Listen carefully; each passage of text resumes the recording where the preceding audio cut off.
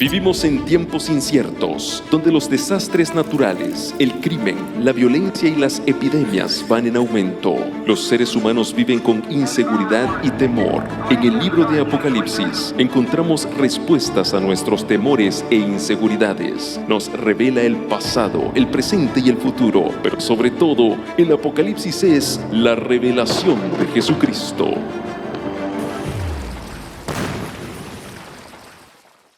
Hola, apreciados hermanos, amigos, quiero mandar un saludo especial a aquellos que nos están sintonizando por este canal de televisión, también los que nos siguen por diferentes redes sociales, y un saludo especial también a esta gente linda que está con nosotros aquí en Fort Worth, Texas. Sean bienvenidos a esta serie titulada Descubriendo los símbolos del Apocalipsis.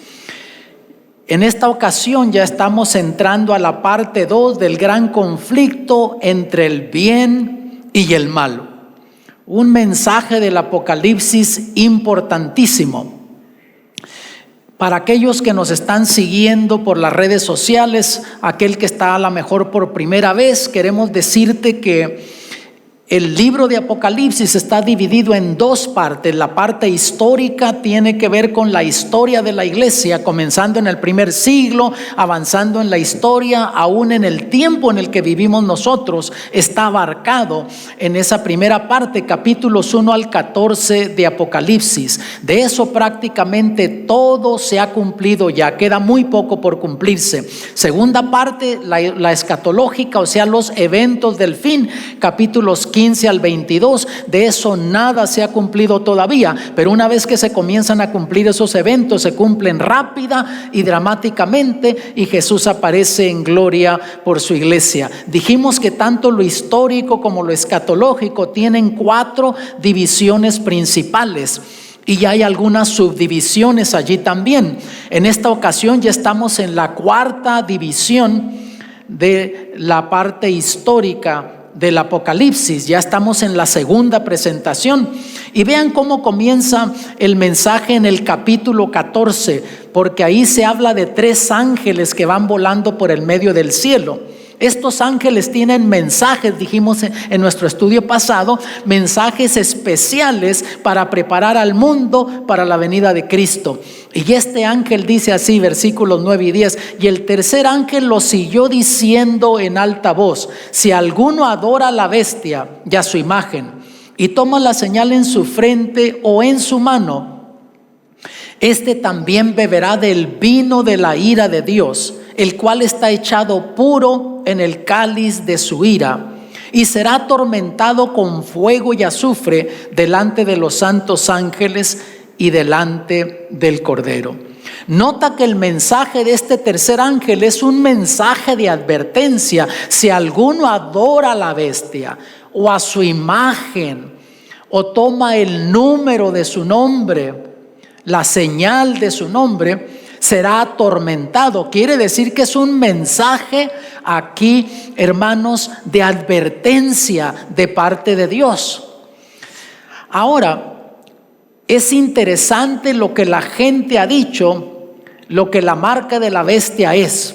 Al pasar el tiempo en la historia cristiana ha habido diversidad de ideas. Por ejemplo, miren, cuando recién comenzaron a salir las tarjetas de seguro social, muchos cristianos bien intencionados no querían recibir una tarjeta de seguro social, porque como traía números, decían ahí trae la marca de la bestia. ¿Será esta la marca de la bestia, hermanos? Tú tienes un número de seguro social, yo lo tengo también. Cuando comenzaron a salir los productos codificados, que de paso lo hicieron para poder mantener inventario y también procesar más rápido las compras o las ventas, muchos cristianos no querían comprar estos productos porque decían ahí trae números, trae cierto código, y eso es la marca de la bestia. Y cristianos bien intencionados no querían aceptar estos productos. Cuando comenzaron los bancos a extender tarjetas de crédito, muchos no las querían aceptar por lo mismo. Decía trae números, y ahí está la marca de la bestia. Bueno, yo creo que ustedes están de acuerdo conmigo que mucha gente hubiese estado mejor sin aceptarlas, al no haber aceptado las tarjetas de crédito, ¿no les parece? Pero en fin, muchos comenzaron a preocuparse por eso. De hecho, también un amigo mío me comenta que él creció en el noreste del estado de Oklahoma, en una parte rural. Ya había un señor que tenía un negocio y proveía comestibles y asuntos de semillas y todo para los agricultores. Y cierto día, un domingo, hizo una fiestecita para agradecerles por el patrocinio a la gente de esa área. Pero a la entrada tenía una persona que les ponía un sellito en la mano. Y la gente se indignó, hermanos, siendo muy religiosa la gente en esa área. Comenzaron a pasar la voz que este hombre ya estaba poniendo la marca de la bestia. Casi le funden el negocio al pobre hombre. Y te podía seguir hablando de cosas que la gente dice que la marca de la bestia es. ¿Ves? Y la gente estaba revuelta por eso. Pero ahora, amados, para poder entender qué es la marca de la bestia, tenemos que entender quién es la bestia, de qué bestia está hablando aquí en el libro de Apocalipsis. ¿Será que es una persona? ¿Qué crees tú que nos ves en tu hogar? Cuando el libro de Apocalipsis habla de una bestia que sale del mar, ¿será de una persona que está hablando aquí? ¿Es una organización?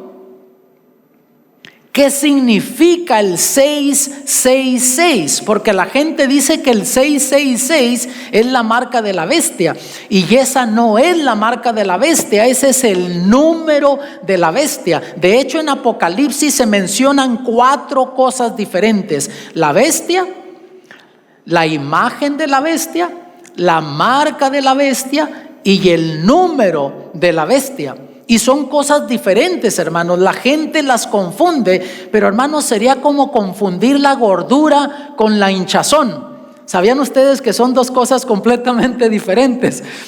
En esta presentación vamos a descubrir de la Biblia y con la historia 3 cosas de esas 4: la bestia, la marca de la bestia y el número de la bestia. La imagen de la bestia lo vamos a dejar para nuestra próxima presentación. Ojalá que tú nos sintonices en la próxima presentación, porque nos vamos a estar concentrando en qué es la imagen de la bestia.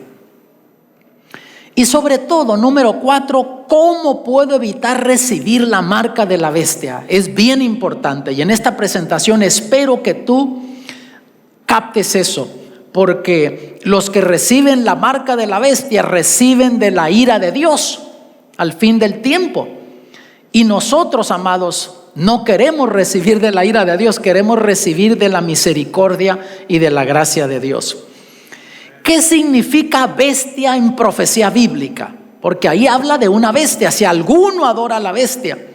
¿Qué significa bestia en profecía bíblica? Los que nos han estado siguiendo ya con esta serie, los que han estado viniendo también aquí, ya saben lo que eso quiere decir. Si vas al libro de Daniel, capítulo 7, versículo 23, dijo así: la 4ª bestia será un 4º reino en la tierra. Por lo tanto, en profecía bíblica, bestia es reino, imperio, poder político, y dependiendo de las características puede ser también un poder religioso o un poder político religioso.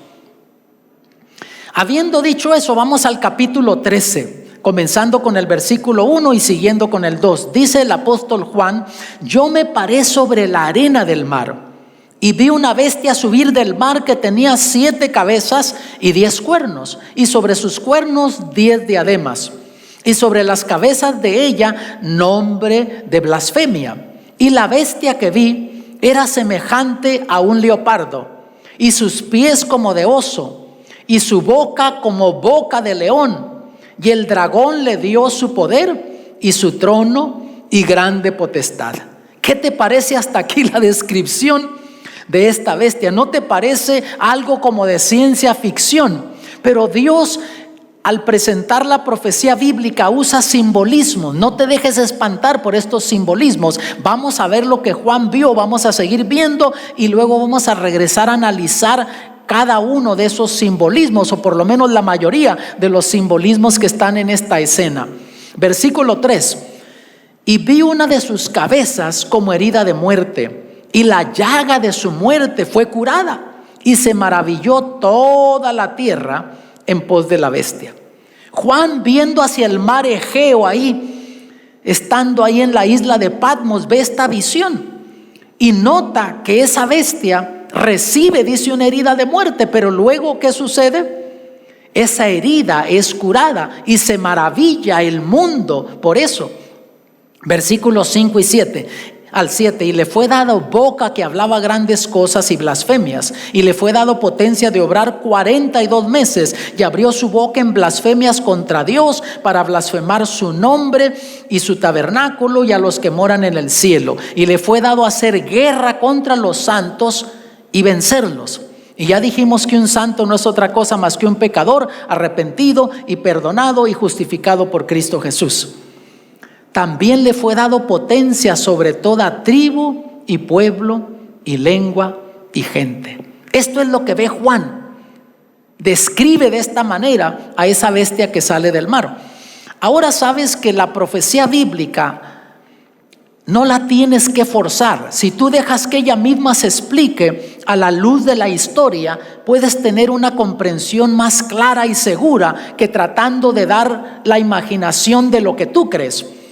Los libros proféticos de Daniel y Apocalipsis es lo que se les llama libros proféticos gemelos, porque las profecías de Daniel complementan las profecías de Apocalipsis, y también las profecías de Apocalipsis complementan las profecías de Daniel. Y si vamos al capítulo 7 del libro de Daniel, descubres que Daniel tiene una visión similar. Ve bestias que van saliendo del mar y las va describiendo una a una. En esta ocasión no nos vamos a tomar el tiempo para leer todo eso. Tú lo puedes leer con calma en tu casa.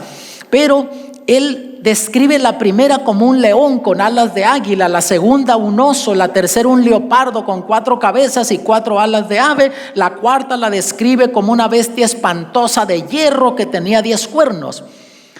Y si tú vas a la historia y a la Biblia también, descubres que el león es el símbolo del imperio de Babilonia, cuando estaba reinando el imperio de Babilonia y Daniel estaba exiliado en Babilonia. De hecho, por medio de estas bestias en Daniel, Dios muestra el surgimiento y la caída de los imperios en la historia. La segunda, el oso, está identificada por Medo-Persia, el segundo imperio mencionado en la Biblia. Luego viene Grecia con el leopardo, después Roma pagana con la bestia espantosa de hierro, y los 10 cuernos es la división del imperio romano. Cuando se divide, se fragmenta en el año 476 de nuestra era y surgen las naciones europeas. Pero algo le captó la atención a Daniel. Él se queda viendo, observando esos cuernos, y nota que de repente sucede algo interesante, y eso le capta la atención a Daniel.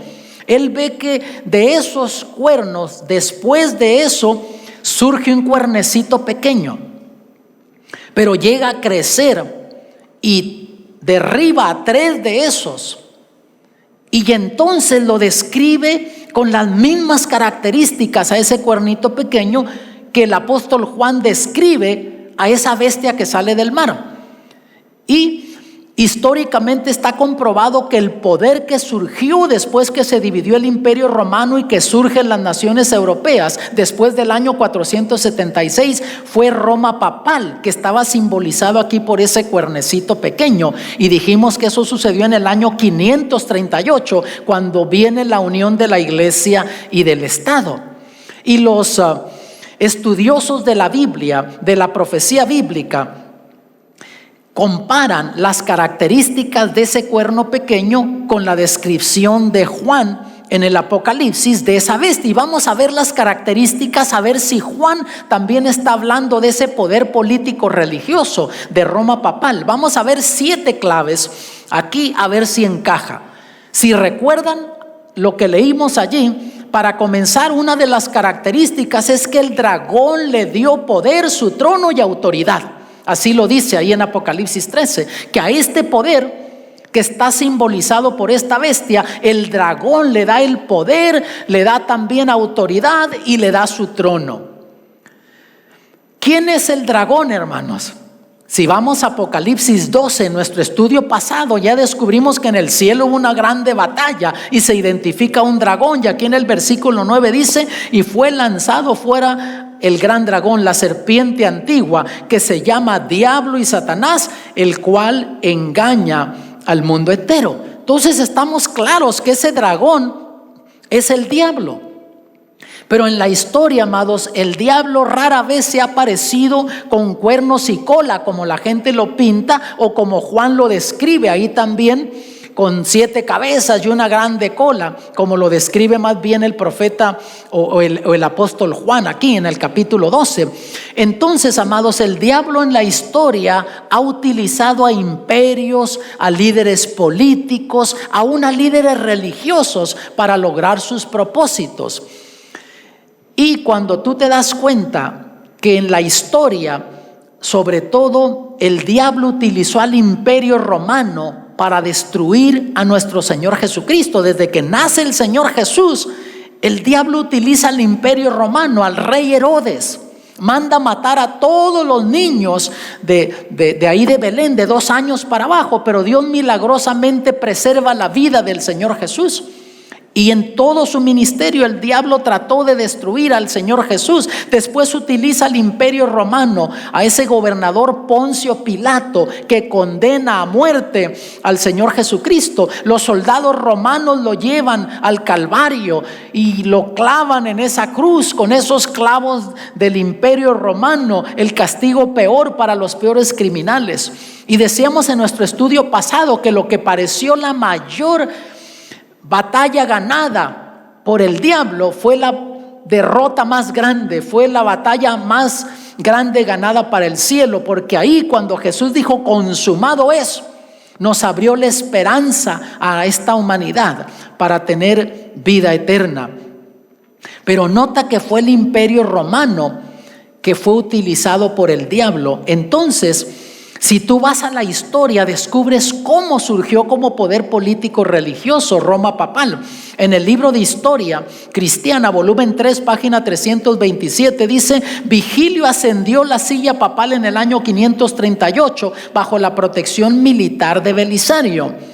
¿Quién era Belisario? Era el general italiano que controlaba el territorio de Italia, la ciudad de Roma también. Y cuando Vigilio entra como papa, este le da todo el poder político y el apoyo, y de ahí en lo adelante viene la unión de la iglesia y del Estado. Y Roma entonces comienza, Roma papal, a desarrollarse como un poder político religioso, y comenzó al principio no con tanto poder como lo mencionaba Daniel, pero con el tiempo fue creciendo y llegó a tener a una influencia mundial. Por lo tanto, esta primera característica encaja. La segunda dice que hablaría blasfemias, así lo dice allí en Apocalipsis.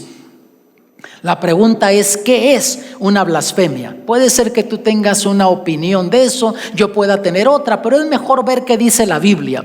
Hay un relato bíblico de cuando el Señor Jesús estaba en una casa de una familia hablando, predicando, y unos hombres llevaron a un hombre paralítico y sin duda le dijeron: mira, si te llevamos con Jesús, Él te puede sanar. Y llegan allí y no había forma de entrar, y estos hombres dijeron: pues tenemos que hacer algo. Comienzan a quitar tejas del techo de esa casa y bajan al paralítico por allí.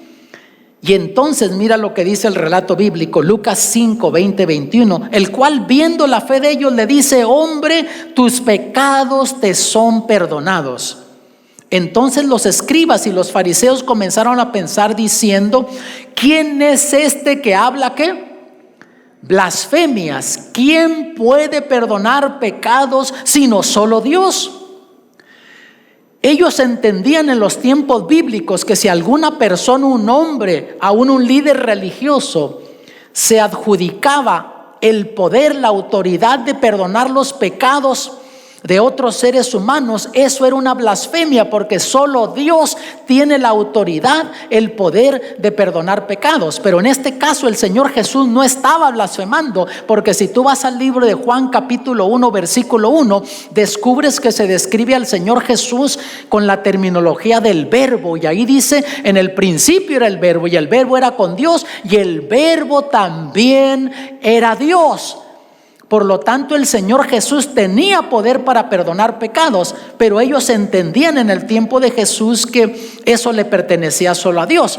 Y en la historia, hermanos, hemos descubierto que Roma papal ha reclamado la autoridad, el poder, de que sus líderes tienen la autoridad y el poder de perdonar pecados, de absolver de pecados a los seres humanos. Esa segunda clave encaja también con Roma papal. Tercera clave sería un poder perseguidor. Iba a perseguir a los santos del Altísimo. Ya en unos temas pasados hablamos de cuando vino la división del Imperio Romano en el año 476. Había 3 tribus: los vándalos, que estaban en el norte del África, los érulos y los ostrogodos. A esos le llamaban naciones arrianas. O sea, tenían una teología que decían que Cristo no era Dios, que era un ser creado, cuando la Biblia no enseña eso. Ya citamos el libro de Juan capítulo 1 versículo 1, donde dice que Jesús también es Dios. Entonces, amados, a Roma no le caía bien, no miraban bien que estas naciones arrianas enseñaran eso, pero no tenían poder político. Una vez el que tiene el poder, Roma papal, en el año 538, despuesito de eso comienza a perseguir a estas naciones arrianas. En vez de probarles con la Biblia que estaban equivocados y enseñarles la verdad de Dios, los comienza a perseguir. Y de ahí en la historia vemos que en la Edad Media hubo persecuciones tremendas cuando la gente no se ajustaba a las doctrinas, a las tradiciones de Roma, cuando sustituyeron la Biblia con enseñanzas, tradiciones de hombres. Y comenzó a perseguir Roma líderes políticos, líderes religiosos. Por lo tanto, vemos que la tercera clave también encaja. La cuarta reinaría por 1260 años. Aquí en Apocalipsis 13 dice que eran 42 meses, pero si tomamos el mes bíblico de 30 días nos da 1260 días. Pero como habla en terminología profética, dijimos que hay que aplicar este principio bíblico de Ezequiel 4:6: día por año te lo he dado. Por lo tanto, en profecía bíblica un día representa un año. Aquí está hablando de 1260 días, entonces terminan siendo 1260 años. Y comenzó en el año 538 y se extendió hasta el año 1798. Y ya hay otras citas en Apocalipsis, en Daniel también, que hablan exactamente de este periodo de tiempo, y siempre en referencia y en conexión con el surgimiento de Roma papal como poder político religioso. Esa cuarta clave también encaja. La quinta clave, que iba a recibir una herida de muerte, aunque tendría poder mundial. Con todo, iba a llegar el momento que iba a sufrir una herida de muerte. En un estudio pasado ya mencioné yo que terminando los 1700 surge como potencia Francia en Europa, y Napoleón, con la Revolución Francesa, queriendo dominar al mundo, supo que tenía que romperle la espina dorsal de hierro, deshacer ese poder político religioso. Y justo como se cumple la profecía bíblica tanto en Daniel como Apocalipsis, en el 1798 el Berthier hizo su entrada en Roma, abolió el gobierno papal y estableció uno secular. Eso lo lees en la Enciclopedia Americana de la edición 1941. Y así el 15 de febrero del año 1798 el Papa Pío VI es llevado exiliado a Francia, y ahí Roma papal pierde el poder político. Se cumple la profecía bíblica, también encaja esta quinta clave. Y la sexta clave, vean, la herida de muerte sería sanada, así dice la profecía. Y vemos que en la historia así sucedió. 1798 pierde el poder, pero apenas unos 131 años después, vean lo que sucede. en el periódico de las Crónicas de San Francisco, 11 de febrero del año 1729. La pregunta concerniente a Roma fue una cosa del pasado y el Vaticano estuvo en paz con Italia.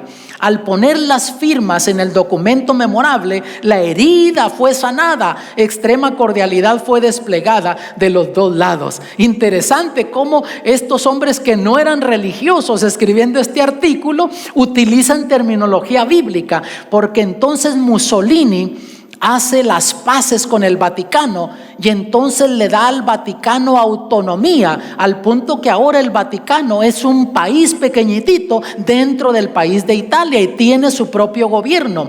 Es pequeñitito, lo central de ahí es la Basílica de San Pedro, pero tú ves el territorio que abarca, es menos de 1/5 de milla y encuentran mayormente tiendecitas de souvenirs por todos lados, de regalitos, de recuerdos, pero también encuentras embajadas en la mayoría, embajadas de todos los países. Por ejemplo, yo he estado allí en el Vaticano y encuentras la embajada americana, ahí se encuentra en el Vaticano. Nunca se pensó que Estados Unidos haría eso, pero en la presidencia de Reagan se hizo eso. Y vas a Washington DC y encuentras la embajada del Vaticano representando al Vaticano allí. ¿Por qué? Porque Estados Unidos siempre ha tenido la separación de la iglesia y del Estado, pero en el gobierno de Reagan se hizo ese tratado y ahora el Vaticano tiene representante en Estados Unidos tiene representante en el Vaticano. Esta sexta clave también encaja con la profecía bíblica. Y la séptima es que el número sería 666, no la marca, el número, dice así la Biblia. Vamos a ver esto, hermanos. La Biblia habla de dos clases de personas. Una clase recibe la marca de la bestia, la otra recibe el sello de Dios. Y de paso, hermanos, hay gente que me ha dicho, pero ¿por qué suena muy feo bestia? Hermanos, en los tiempos bíblicos era común identificar poderes, naciones con el símbolo de animales. Aún todavía lo hacemos. Por ejemplo, si yo te digo un águila, cuando ves un águila, ¿qué se te viene a la mente? Estados Unidos. Ves un oso, Rusia. Ves un dragón, la China. Todavía en los tiempos modernos utilizamos animales para identificar países. En la Biblia era más común y Dios eligió utilizar estos símbolos para identificar poderes políticos, poderes religiosos, naciones. Pero la Biblia es clara en Apocalipsis: o se recibe la marca de la bestia o se recibe el sello de Dios. Mira Apocalipsis 13, 16 y 17. Y hacía que a todos, a los pequeños y grandes, ricos y pobres, libres y siervos, se les pusiese una marca en su mano derecha o en sus frentes, y que ninguno pudiese comprar o vender sino el que tuviese la señal o el nombre de la bestia o el número de su nombre. Aquí están los que reciben la marca de la bestia. Lo van a recibir en la frente o en la mano. Ahora, hay quienes reciben el sello de Dios, no van a recibir la marca de la bestia. Mira Apocalipsis 7, versículos 2 y 3. Y vi otro ángel que subía del nacimiento del sol teniendo el sello del Dios vivo. Y clamó con gran voz a los 4 ángeles, a los cuales era dado hacer daño a la tierra y a la mar, diciendo: no hagáis daño a la tierra, ni al mar, ni a los árboles, hasta que señalemos a los siervos de nuestro Dios en sus frentes. O tú recibirás el sello de Dios o vas a recibir la marca de la bestia. Más que eso no hay en la Biblia. Mira Apocalipsis 15:2. Dios da una visión a Juan de lo que será cuando el pueblo de Dios ya estará en el cielo. Y mira lo que dice: y vi así como un mar de vidrio mezclado con fuego, y los que habían alcanzado la victoria de la bestia y de su imagen y de su señal y del número de su nombre, estar sobre el mar de vidrio teniendo las arpas de Dios. Notas, el pueblo de Dios recibe el sello de Dios, pero los que reciben la marca de la bestia, amados, no es muy placentero, porque aquí es estar en el cielo con el Señor, la vida eterna. Pero mira en el capítulo 16:2, Y fue el primero, hablando de los ángeles que comienzan a derramar las últimas 7 plagas sobre este mundo antes de que Cristo viene. Y derramó su copa sobre la tierra. Y vino una plaga mala y dañosa sobre los hombres que tenían la señal de la bestia y sobre los que adoraban su imagen. Por lo tanto, al recibir la marca de la bestia, esto tiene consecuencias. Aquellos que reciban la marca de la bestia recibirán de la ira de Dios, recibirán esas plagas que van a caer al fin del tiempo. Y en Apocalipsis 14 el ángel nos advierte a no recibir esa marca, porque entonces los que reciben esa marca reciben, dice, de la ira de Dios. Y repito una vez más, tú y yo necesitamos de la gracia y la misericordia de Dios, no de la ira de Dios. El versículo 18 dice: aquí hay sabiduría. El que tiene entendimiento cuente el número de la bestia, porque es el número de hombre, y el número de ella 666. Noten que no dice la marca, dice es el número. Y notan que dice que es el número de ¿quién?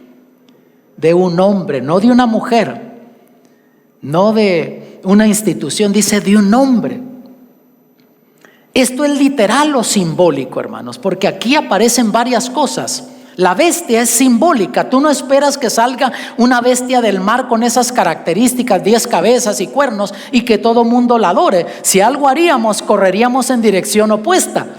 Es simbólico, ya nos dimos cuenta, es un poder político religioso. La imagen de la bestia también es simbólica. En nuestro próximo estudio vamos a descubrir quién está representado ahí. El nombre es simbólico. No esperes que una organización religiosa se llame bestia. Luego, el número también es simbólico, el 666. El sello de Dios también es simbólico. No esperes que la gente ande caminando por la calle con un sello en la frente y que diga Jehová o sello de Dios. Y luego la marca también es simbólica. No esperes que la gente ande con una marca en la mano o en la frente que lo identifique como que recibió la marca de la bestia. Pero nota algo interesante. La marca de la bestia aquí nos dice que se recibe en la frente o en la mano. Incluso hay gente que dice, ya están implantando un chip y ya va a ser la marca de la bestia. Y si hay tal cosa, pero en algunos países lo hacen para seguridad. Una persona adulta se desorienta, se pierde, le pasan un escáner, saben cómo se llama, quién es su médico, a qué medicamentos está alérgico, lo que sea, lo hacen por seguridad. Pero hay gente que dice, esa es la marca de la bestia. Y la gente está tan revuelta en lo que será la marca de la bestia, que cuando en realidad se implemente esa marca, la gente ni se va a dar cuenta que la está recibiendo. Ahora, ¿por qué la marca se recibe en la frente o en la mano? Y de paso no es 666, yo simplemente lo puse ahí para ilustrarlo, pero esa no es la marca, dijimos que ese es el número. ¿Qué representa la mente o la frente en la Biblia? Es el asiento de tu voluntad. Dios le llama también el corazón. ¿Qué dice Dios? Hijo mío, dame tu corazón. Y cuando Dios dice eso, ¿de qué está hablando? Está hablando de nuestra mente, con lo que tú eliges, con lo que tú decides. Y la mano, ¿qué representa aquí? Acciones. Quiere decir que muchos van a recibir la marca de la bestia por voluntad, por convicción. Pero va a haber otros que la van a recibir no por convicción, solo por temor a consecuencias, y van a estar dispuestos a cooperar, aunque no van a estar convencidos de lo que están haciendo. Entonces, amados, ¿quién es o qué es la marca de la bestia? Ya dijimos lo que no es, pero ¿qué es la marca de la bestia? Pongan atención, tú que nos ves desde tu casa, yo voy a hacer 2 preguntas aquí. Y para entender esto tienes que contestarlas acertadamente. Y no es un truco, hermanos, lo que voy a hacer, ¿ok? Pongan atención. Apocalipsis 14, 9 y 10. Y el tercer ángel lo siguió diciendo en alta voz: si alguno adora a la bestia y a su imagen, y toma la señal en su frente o en su mano, este también beberá del vino de la ira de Dios, el cual está echado puro en el cáliz de su ira, y será atormentado con fuego y azufre delante de los santos ángeles y delante del Cordero. Reciben la marca de la bestia, ¿y qué sucede? ¿Se salvan o se pierden? ¿Qué dicen? No tengan miedo, no es un truco. ¿Se pierden, sí o no? Sí, sí. Notan, cae fuego y azufre sobre ellos. Es la segunda muerte, la muerte eterna. Se pierden. Contestaron bien. Ahora el Apocalipsis es un libro de contrastes. Dios hace un contraste entre la verdad y el error, entre lo que es pueblo de Dios y lo que no es. Y aquí Dios identifica a su pueblo. En el versículo 13 identifica a los que se pierden, reciben la marca. Ahora mira, aquí está la paciencia de los santos. Y dijimos que un santo no es otra cosa más que un pecador arrepentido, perdonado y justificado por Cristo Jesús. Aquí están los que ¿qué? Guardan los mandamientos de Dios y la fe de Jesús. Dios describe aquí a este pueblo que vive al fin del tiempo y que guarda los mandamientos de Dios y que tiene la fe de Jesús. Yo te pregunto, los que guardan los mandamientos de Dios y tienen la fe de Jesús, ¿reciben la marca de la bestia o reciben el sello de Dios? Reciben el sello de Dios. Entonces vemos que la marca de la bestia afecta dos cosas. Afecta los mandamientos de Dios y afecta la fe de Jesús. Notas, es un libro de contrastes. El recibir la marca de la bestia es lo contrario al pueblo de Dios que guarda los mandamientos de Dios y tiene la fe de Jesús.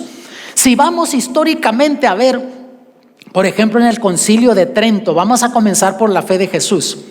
Fue en el 1546. Dice, si alguno dice que solo por la fe el pecador es justificado, al punto de entender que nada más se requiere para cooperar en el logro de la gracia de la justificación y que de ninguna manera es necesario que él sea preparado y dispuesto por la acción de su propia voluntad, sea anatema. Y si siguen leyendo, habla que se necesitan obras, cosas que el ser humano hace, que nosotros somos salvos no solo por creer. Mira aquí lo que escribió el Papa Bonifacio. Hay solo una iglesia santa y católica y apostólica, fuera de la cual no hay salvación, y cada criatura debe estar sujeta al pontífice romano. Pero ¿qué dice la Biblia, hermanos? Romanos 1:17, porque en él la justicia de Dios se descubre de fe en fe, hablando de Cristo. Como está escrito, mas el justo vivirá por la fe. Luego en Efesios 2, 8 y 9, porque por gracia sois salvos por la fe, y esto de vosotros, no de vosotros, pues es don de Dios, no por obras, para que nadie se gloríe. Entonces estamos claros que la Biblia nos dice que nosotros no nos salvamos por nuestras obras, pero vemos que históricamente Roma ha enseñado que la gente tiene que hacer penitencias, tiene que pagar indulgencias y una cantidad de cosas para poder recibir el perdón de Dios. Por lo tanto, vemos que históricamente afectó la fe de Jesús, pero también afectaría los mandamientos de Dios. Aquí dice que guardan los mandamientos de Dios. Y Jesús dijo en Juan 14:15, si me amáis, guardad mis mandamientos. Y si tú le hablas a otros cristianos, tú que nos ves en tu casa, le hablas de guardar los mandamientos, eres legalista, te quieres salvar por guardar los mandamientos. No, yo guardo los mandamientos de Dios porque tengo gratitud por lo que Jesús hizo por mí. Y Él me dice, si me amas, demuéstramelo, guarda mis mandamientos. En Juan 14:21, mira lo que dijo el Señor Jesús. El que tiene mis mandamientos y los guarda, aquel es el que me ama. Tú puedes decir, yo amo a Cristo, yo me entregué a Cristo, pero si le desobedeces, no lo estás amando. Y ahora mira, no sé si habías leído esto, si lo leíste, si se te había registrado esto. El que me ama será amado de mi Padre, y yo le amaré y me manifestaré a él. Qué bendición viene como resultado de guardar los mandamientos de Dios. Jesús promete manifestarse en tu vida, ser real. ¿No te parece maravilloso eso? Mira algo que escribieron aquí en esta revista titulada Sentinel, de la iglesia Santa Catarina en Algomat, Michigan, el 21 de mayo del año 1995. Y he leído cosas similares a estas en otros documentos. Simplemente voy a compartir esto. Yo tengo una copia del documento original. Y noten lo que dice: posiblemente la cosa más atrevida, el cambio más revolucionario que la iglesia alguna vez hizo fue en el primer siglo.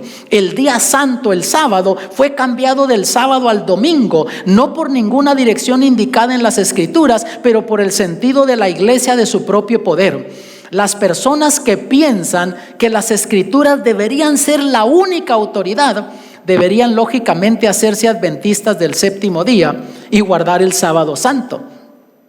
Un amigo mío llamó y ustedes escribieron eso y dijeron sí, porque la Biblia no enseña que se deba de guardar el domingo, es el sábado, pero la iglesia tiene poder para cambiarlo. Ahora, si alguien cree que la Biblia deba de ser la guía, entonces que se haga adventista del séptimo día porque ellos guardan el sábado. Eso le dijeron a mi amigo.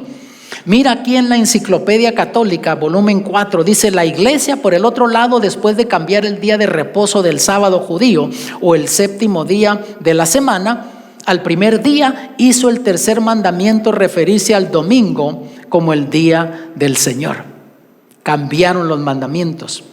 Mira lo que dice en el Récord Católico: el domingo es nuestra marca de autoridad. La iglesia está sobre la Biblia y esta transferencia de la observancia del sábado es prueba de ese hecho. Roma no lo niega, que ellos lo cambiaron, no hay base bíblica, pero sienten que tienen poder para cambiar lo que la Biblia dice. Entonces, hermanos, la marca de la bestia tiene que ser impuesta por el gobierno. Aquí está hablando de una ley dominical. Eso es la marca de la bestia, donde enforcen una ley dominical, que don Raimundo, don Facundo y todo el mundo guarde el domingo, que no se trabaje en domingo. Y ya se habla de eso. En el siguiente estudio yo les voy a estar dando citas de algo que está sucediendo en el Congreso con líderes religiosos aquí en Norteamérica y mayormente evangélicos. Y les voy a decir por qué. Ahora vean en los versículos 16 y 17 del capítulo 13. Y hacía que a todos, a los pequeños y grandes, ricos y pobres, libres y siervos, se les pusiese una marca en su mano derecha o en su frente, y que ninguno pudiese comprar o vender, sino el que tuviera la señal o el nombre de la bestia o el número de su nombre. ¿Quién hacía esto? ¿Quién enforzaba esta ley dominical? Ya no está hablando de la primera bestia de Roma papal. Habla de una segunda bestia que sale de la tierra. Ya en nuestro segundo estudio vamos a descubrir eso, no te lo pierdas. Mira en el Catecismo Romano del año 1985, aquí de Norteamérica: las autoridades civiles deberían ser impulsadas a cooperar con la iglesia para mantener y reforzar esta adoración pública de Dios y apoyar con su propia autoridad las regulaciones establecidas por el líder de la iglesia, porque esta es la única forma en que los fieles entenderán que es el domingo que guardamos santo y no el sábado. No están hablando de probar con la Biblia porque no hay base bíblica, es simplemente pedirle al gobierno que obligue a la gente. Miren el Catecismo de la Iglesia Católica del 1994. Al reconocer la libertad religiosa y el bienestar común de todos, los cristianos deberían buscar reconocimiento de los domingos y de los días santos de la iglesia como días festivos legales. Es tiempo que mostremos nuestra vitalidad católica y nos envolvamos en el debate de política pública. Nosotros tenemos el poder y la gente para embarcarnos en este movimiento, un movimiento que beneficiará a todo americano. Pero ¿beneficiará a todo americano si se implementa una ley dominical? No. Aquellos que quieran obedecer a Dios y guardar el sábado no les va a beneficiar. Y nota que tienen el poder, porque ya vemos que en la política están bien metidos tratando de impulsar que el gobierno eche para adelante leyes de este tipo, y con buena intención hablan de la desintegración de la familia. Aún líderes no solamente católicos, líderes evangélicos dicen: necesitamos regresar a nuestras raíces, necesitamos que la gente reconozca a Dios, que el domingo todo mundo vaya a la iglesia, se desconecte de trabajo y que con eso podamos entonces tener la bendición de Dios. Buenas intenciones, pero no es lo que dice la Biblia. Los que no reciben la marca de la bestia no podrán comprar ni vender, dice aquí. Vean ahí en Apocalipsis 13:17: y que ninguno pudiese comprar o vender, sino el que tuviera la señal o el nombre de la bestia o el número de su nombre. Sabes que unos años atrás, cuando en Europa se habló del euro, una moneda para toda Europa, parecía que eso no iba a funcionar. y sale el euro, y dentro de poco ya tenía más valor que el dólar. En muchos países ya no se usa el dólar, o si lo usan, con todo la base es el euro. Y ahora se habla de que debería de haber una moneda mundial. Dicen, eso traería estabilidad económica en el mundo, porque hay países que de repente tienen devaluaciones y las economías se les van a pique, y teniendo una moneda para todo el mundo habría estabilidad. Se habla de que ya ni siquiera se use dinero, todo sea por medio de los dispositivos que tenemos. Tú ganas, te depositan ahí, y ahora también la mayoría de la gente ni siquiera recibe un cheque. ¿Notas? Tienes esa opción, pero la mayoría lo recibe. Compras, usas esa tarjeta, te pagan, entra ahí, y de esa manera evitan que roben cheques, que pase esto, que pase lo otro. Mira las transacciones bancarias electrónicas. Para el año 1988 el 37% solamente se hacían así internacionalmente. Para el año 90 el 90%, ya para ahora el 100% de las transacciones internacionales se hacen electrónicamente. Años atrás tú estabas en un estado, tenías tu licencia de manejar, tenías una cantidad de infracciones, te mudabas a otro estado, aplicabas para una licencia de manejar, comenzabas en cero. Ahora no, vienes de California con infracciones, vienes a Texas, ya tienes una orden de arresto allá, buscas una licencia de manejar aquí y ahí mismo te arrestan porque tienen todo tu récord. ¿Notas cómo está todo bien interconectado?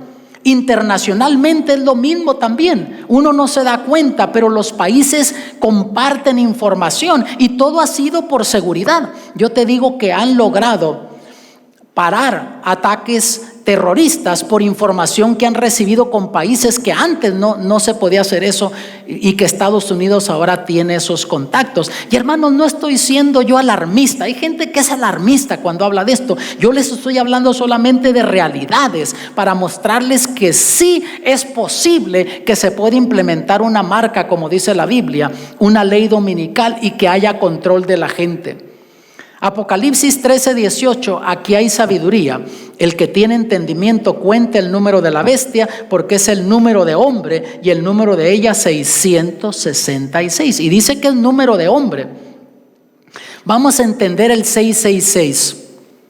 En todo el Apocalipsis, el número 7 representa perfección o totalidad. El número 6 representa imperfección. Ahora, históricamente está comprobado que el líder de la Iglesia Católica tradicionalmente ha llevado una insignia que dice Vicarius Filii Dei, y dice que cuentes el número. Si tú sacas el equivalente de estos números romanos, la B es 5, la I es 1, la C es 100, y así va sacando, te da Vicarius 112, Filii 53, Dei 501. Lo sumas, ¿qué te da? 666. Y esta no es la única clave. Yo les hablé de 7, hay otras más que puedes encontrar tú allí. Si esta fuera la única clave que hubiese en el Apocalipsis, yo no me atrevería a decirlo, porque a lo mejor estaría un poco con tierra movediza. Alguien me ha dicho, bueno, si aquí hubiese una computadora y pusiésemos los nombres de todos, más de uno saldría con 666, y a lo mejor que sí. Pero hermanos, no es la única clave, es una más que Dios nos da para poder identificar este poder. Y en Apocalipsis 14:12 dice Dios, aquí está la paciencia de los santos, aquí están los que guardan los mandamientos de Dios y la fe de Jesús. Y amados, se necesita paciencia para vivir la vida cristiana, porque cuando tú vives como todo mundo vive, cuando vas con la mayoría, es fácil. Pero cuando tú quieres vivir como Dios manda, vas a recibir oposición de la mayoría. Y es más fácil ir con la mayoría, pero yo prefiero, amados, obedecer a Dios, aunque pertenezca a la mayoría, que ir con la mayoría y saber que estoy desobedeciendo a Dios. En Juan 8:29 dijo el Señor Jesús, porque el que me envió conmigo está. No me ha dejado solo el Padre, porque yo, lo que Él agrada, hago siempre. El Señor Jesús nunca dudó de la presencia del Padre con él. Aunque encaraba desafíos, ataques del diablo, él dijo: el Padre no me ha dejado solo, porque lo que a él le agrada yo hago. Y cuando tú vives como Dios manda, guarda los mandamientos de Dios, sirve a Dios, aunque el mundo parezca que se está cayendo sobre de ti, Dios no te va a abandonar, Dios no te va a dejar solo. Y es real esa batalla entre el bien y el mal. Y hermanos, no es por un día o otro día esa batalla, es por la lealtad del ser humano. Notas, es lo que Dios está buscando, la lealtad del ser humano, aunque Dios dijo que santificáramos el séptimo día, pero la controversia no es por un día o por otro, es por la lealtad hacia Dios. Y el diablo quiere que tú seas desleal a Dios. Los apóstoles tuvieron que escoger cuando les decían que no predicaran de Jesús, y ellos dijeron: es necesario obedecer a Dios antes que a los hombres. El 666, dijimos, no es la marca de la bestia, es el número de la bestia. ¿Notas? La marca, una ley dominical. La bestia es simplemente una forma simbólica de Dios de escribir a este poder político religioso. Yo te pregunto, ¿habrá quienes ya tienen la marca de la bestia ahora? ¿Sí o no? ¿Qué crees tú? Tú que nos ves en tu hogar, ¿qué crees? Hay gente que guarda el domingo, sí, pero no tiene la marca de la bestia porque no se ha implementado una ley dominical. El día que se implemente una ley dominical, allí la gente comienza a tener la marca de la bestia. Habrá quienes ya tienen el sello de Dios. ¿Qué crees tú? Sí, porque en Apocalipsis 7, ¿qué dice? Que Dios está todavía deteniendo los vientos de destrucción, los problemas políticos y todo, y destrucción. Dice: hasta que terminemos de sellar a los siervos de Dios. Ahora la gente está recibiendo el sello de Dios. Ahora Dios te quiere sellar a ti para la eternidad. Y hay gente que es alarmista y que le gusta verse como mártir. Ya están poniendo la marca de la bestia, y sufren con eso y viven intranquilos y con miedo. Mira, para comenzar, tú que nos ves desde tu hogar, tú que estás aquí, a lo mejor tú no vives para llegar a ese momento. ¿Y para qué estás sufriendo por ello? A lo mejor muchos de nosotros no vamos a lograr vivir ese momento. Y si viviéramos ese momento cuando se implemente esa ley, no tienes que preocuparte qué vas a hacer ese día, cómo le vas a hacer. Lo que te debe de preocupar a ti, qué decisiones estás tomando día con día ahora. Porque eso va a determinar qué decisiones vas a tomar en ese entonces. Mucha gente que está guardando el domingo ahora, pero que es sincera, que cree que está sirviendo a Dios de esa manera, escuchará ese mensaje de Dios y va a recibir esa advertencia y se va a poner del lado de la verdad de Dios y va a recibir el sello de Dios. Y mucha gente que ahora está guardando el sábado, pero que se descuida espiritualmente, en ese día va a recibir la marca de la bestia. Tendrá el conocimiento intelectual de lo que dice la Biblia, pero no va a tener el poder espiritual para permanecer del lado de la verdad de Dios. Ahora hay muchos cristianos que saben lo que dice la Biblia y con todo tú los ves trabajando el sábado, aunque nadie los obliga, simplemente porque necesito. Piensa en la historia, cristianos que aún dieron sus vidas por ser fieles a Dios. Al fin del tiempo, amados, Dios cuidará de sus hijos. Tú no te tienes que preocupar. Preocúpate qué decisiones estás tomando ahora. Si te estás entregando a Cristo, si día con día estás sirviendo a Cristo, y si haces lo que a Dios le agrada, Dios va a estar contigo. No te va a desamparar, no te va a dejar solo, así como hizo con Jesús. Va a ser contigo también si tú decides servirle. Y el Señor Jesús te invita a que tú te entregues a Él, que recibas el sello de Dios. No dice que reciben el sello de Dios los que van a la iglesia, los que dicen que creen en Jesús, los que dicen que conocen de Jesús, que leen la Biblia. Esos no son los que reciben el sello de Dios. Los que reciben el sello de Dios son los que se entregan a Cristo Jesús y le obedecen. No sé si tú eres uno de ellos. Hubo un hombre que llegó con Jesús ahí con pretensiones, hablándole de que sabemos que vienes de Dios y le dijo, pues sabemos que vienes de Dios. Jesús ni le tocó eso, él le habló de su necesidad. Le dijo, de cierto te digo que el que no naciere del agua y del Espíritu no puede entrar en el reino de Dios. Si tú llegarás al reino de los cielos, recibirás el sello de Dios. Será porque naciste del agua y del Espíritu. La obra del Espíritu Santo es aquello que te hace sentir deseos de servir a Dios y vivir como Dios manda, aunque le falles a Dios. Nacer del agua es ser bautizado, y eso no es un agua que te cambia, es un símbolo. Tú testificas públicamente. Jesús nos dio ejemplo, él fue bautizado en el río Jordán. Yo bauticé una vez en ese río una jovencita, si tuviese tiempo les contaría la historia, una jovencita de unos misioneros.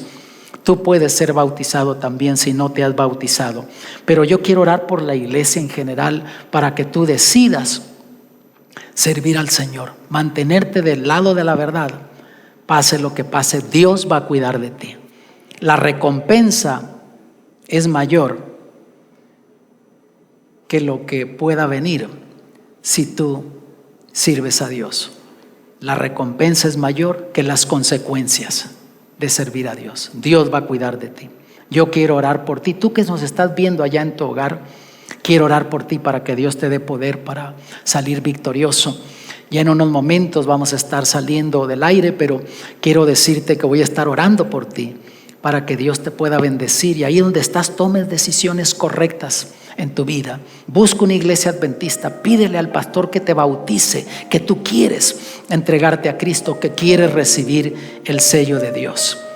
Y si haces eso, Dios va a cumplir su promesa y Él va a cuidar de ti, se va a manifestar en tu vida.